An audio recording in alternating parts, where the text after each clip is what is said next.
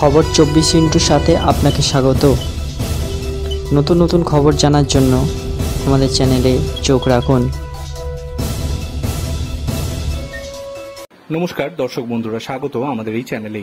বাইকে বসে 2 থেকে 3 জন, প্রত্যেকের মুখে বাঁধা কাপড়, বাইক থেকে নামছেন আর তারপর একের পর এক পোস্টার ছিঁড়ে দিচ্ছেন তারা।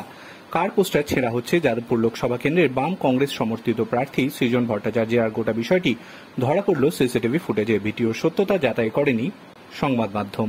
ঘটনাটি ঘটেছে নাকতলা বৈষ্ণবঘাটে। সিপিএম এর দাবি, রাতের অন্ধকারে তৃণমূল আশ্রিত দুষ্কৃতীরা এই কাণ্ড ঘটিয়েছে।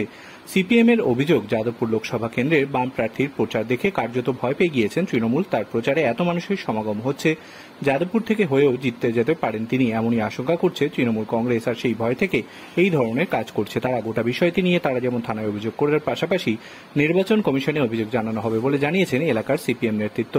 সিপিএম নেতৃত্ব বলেন, আমাদের কাছে ফোন আসছিল সকাল থেকেই। এরপর এলাকায় এসে দেখি সৃজন ভট্টাচার্যের যত ফ্লেক্স পোস্টার ছিল সবটাই ছিঁড়ে ফেলা হয়েছে।